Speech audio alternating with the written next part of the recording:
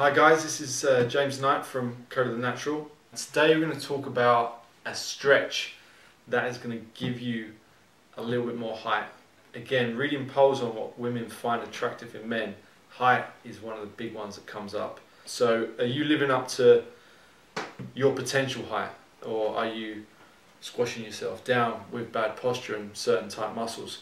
One of the biggest areas in the body that gets tight, that drives a lot of dysfunction and bad posture through the system, is what's called the suboccipital muscles. So basically in the skull you've got what's called the occiput, which is a bone. The muscles that attach just underneath it that go down into the neck are called the suboccipital muscles because they're below. What happens is when these get tight, especially if you're on a computer or a keyboard, looking at the TV and your head comes forward, these muscles can be put in this position pretty much all day when you're at work. Okay, so some guys can be on computers for 8 to 10 hours a day and their head can be forward pretty much all this time.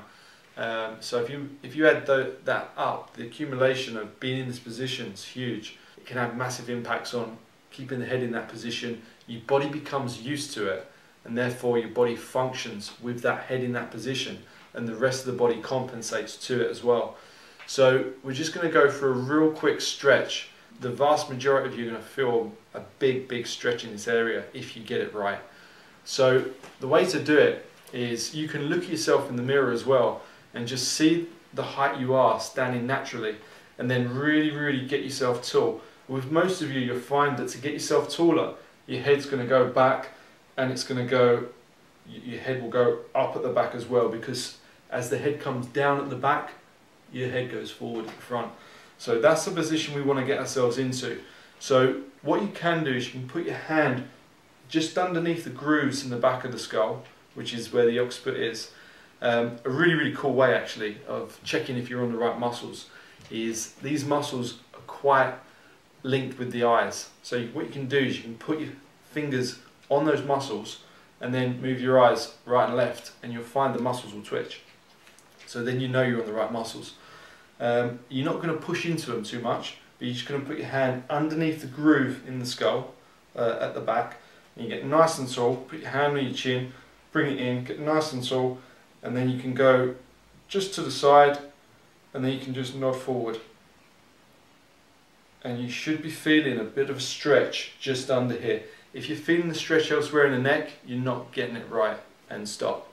What you can do is you can change the position of the head around so you get it correct.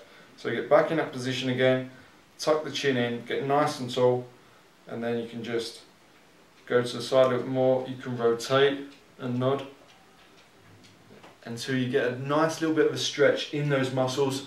Do maybe 10 nods. Make sure you get both sides done, and then see whether it feels easier and more natural to stand upright in that taller position with less stress going on here. So I hope you found that exercise interesting. Let me know your thoughts and if it's worked for you.